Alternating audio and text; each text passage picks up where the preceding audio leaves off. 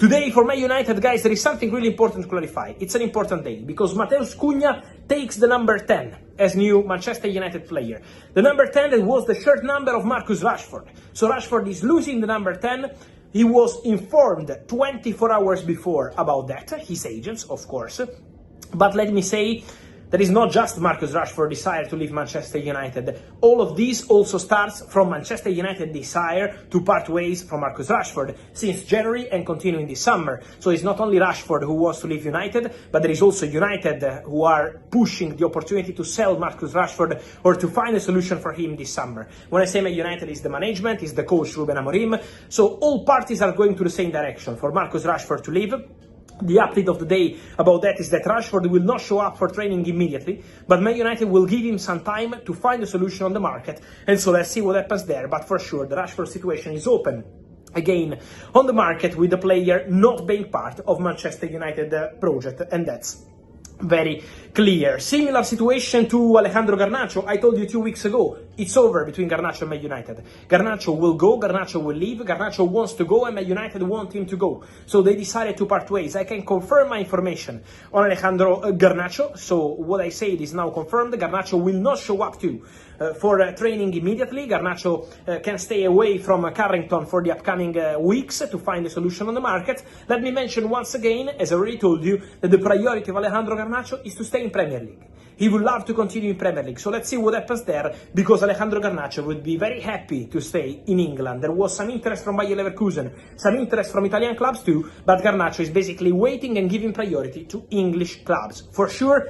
it's over between him and Man United. So Rashford, so Alejandro Garnacho, Antony also out of the trainings for Manchester United because they want to part ways, Antony and Man United. Betis want to keep Antony, but the salary remains the issue, so let's see how they can find a solution. Jadon Sancho also not part of training sessions at Manchester United. It's over also for him. We know there were links with Fenerbahce. Fenerbahce are not in active talks for Jadon Sancho. From what I'm hearing, there is interest from Juventus, who keep calling Manchester United, but the salary of Jadon Sancho, a huge salary, is still the stumbling block for this negotiation between Juve and Man United for Jadon Sancho. So we will follow also that story for sure.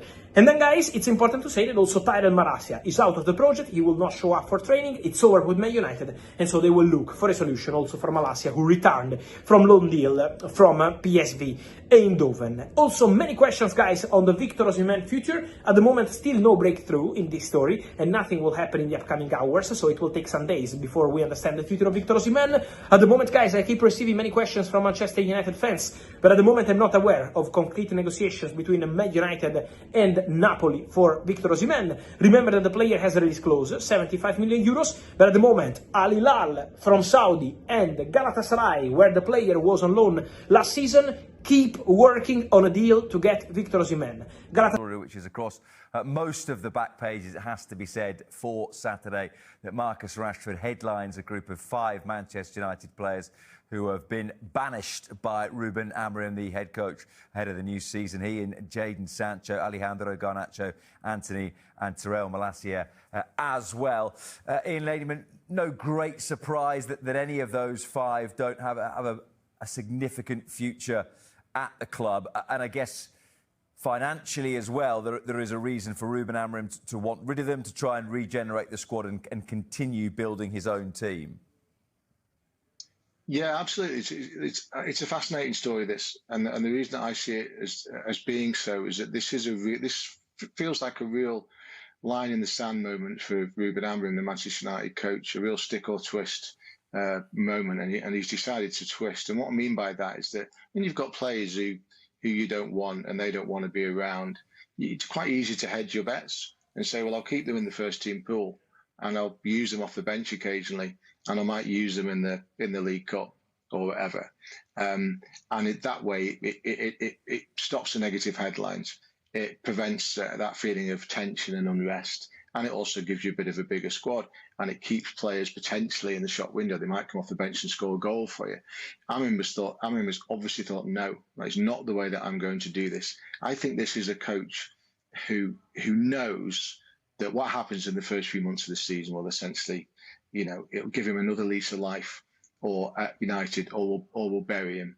because we can't forget the way that last season went. You can't forget where they finished in the league. You can't forget what happened in the Europa League final. If United start badly this season, then that guy is under pressure and probably goes. And so he's obviously thought, if I'm going, then I'm not gonna go wondering. I'm gonna go on my terms. I'm gonna go my way. I'm gonna manage my way.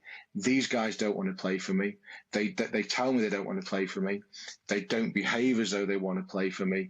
So they're not playing for me, and they're not playing for me. No matter how badly I might need them on occasion, no matter how badly I might need a deep squad and a deep bench, they are not playing for me. This is my football club, and I will do it my way. It's brave. I admire him for it, but it also carries an element of risk. To you, Mark, what would be, do you think, the biggest motivating factor for Amorim to want rid of them? Is it that the players don't fit the system? Is it, as Ian just alluded to, that maybe the attitude is not great for some of them? Or is it that some of them are on a lot of wages and they're costing club a lot of money to do not very much?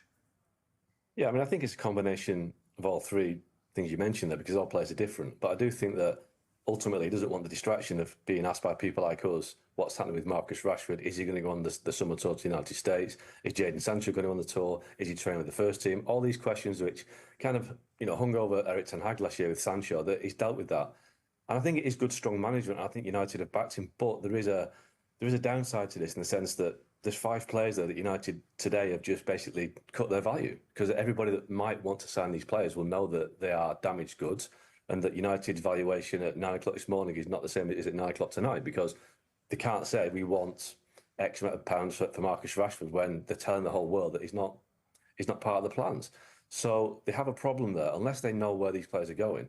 But I think it also makes it sure as well that in January, I think Marcus Rashford had a couple of options. AC Milan were interested, didn't fancy that. And he basically waited till the end of the window and signed for Aston Villa when it was clear that Barcelona didn't want him. Will Marcus Rashford be prepared to wait as long again when he knows that he's not going to kick a ball again for Man United? It might force the issue, but still I do think that United need to back this up now by getting rid of these players quickly. Otherwise, they'll have a problem in August, late August, when they're still in the books, they're still paying the wages and they can't get rid of them. So they need to move them on fast to prevent it becoming a distraction, which they've done this to avoid it becoming a distraction. That concept or that challenge, Ian, of moving them on fast, again ties in with the finances, doesn't it? That if your option is to go somewhere else, but if you're Jadon Sancho and Marcus Rashford in particular, you might have to take a pay cut. You wonder whether you sit there for as long as possible on your 350 grand a week, or you say to Man United, well, if you want me to go, you can pay the rest of my contract, the differential between whatever my new club's going to offer me and what you're giving me now. Yeah, without a doubt, somebody's going to have to take a backward step in these negotiations, and the chances are that it'll have to be Manchester United. That's usually the way that it works. I'll just take issue slightly with something that Mark just said there about cutting value, and I absolutely know what he means. United are essentially telling the world that these players are wrong-uns, for want of a better phrase. That's the way they obviously see them. But I don't think they will sell them. I'm not sure they can sell them. I think the majority of these will have to be loans again, because there aren't that many clubs out there who can go for a transfer fee for a player like Marcus Rashford, who earns the type of money that he earns, and go for the whole package. He's just not that valuable. So the chances are that some of these departures will once again be loans, and the whole merry-go-round will start again. United are going to find it desperately difficult to sell these players on the basis of the way they've played in the last couple of years, and just from a pure standpoint of pounds and pence, it does not add up.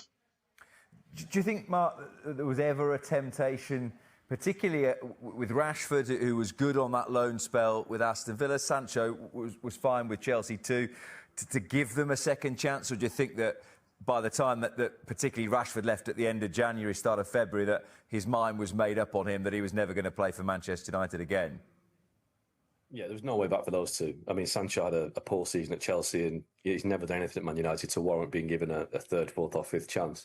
And Marcus Rashford did do that well at Aston Villa. He scored 2 Premier League goals and a couple in the FA Cup against Preston. So, for a player that earns 325 grand a week, you'd expect more than 4 goals in 6 months. So I don't think Rashford did anything at Aston Villa to convince Ruben Amorim that he was wrong. So I think their future was sealed the moment they left Old Trafford, and there's no way back. And I think it's the same for the other 3 players. I think that the time's up.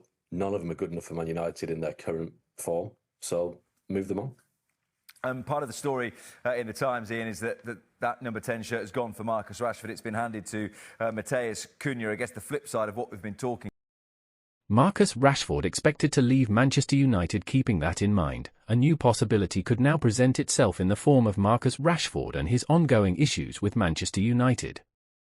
According to Fabrizio Romano, the latest development in the whole saga concerning the English winger and the Premier League club suggests that everything is over between the two. For context, Romano has reported that United is set to give Rashford's number 10 to new signing Matheus Cunha. As such, it is essentially understood by all parties that he will not be continuing with them beyond the end of this summer transfer window. That is where Barcelona comes in, because the Catalan club is the ideal destination for the 27-year-old English forward. He reportedly dreams of the move, and it is an operation that he is giving priority to as well. As for La Blaugrana themselves, the latest update in their search for a new left-winger suggests that they want to focus on Liverpool's Luis Diaz. Still, Rashford is an option that they are keeping in mind, and his arrival could be considered a real possibility if the right conditions align.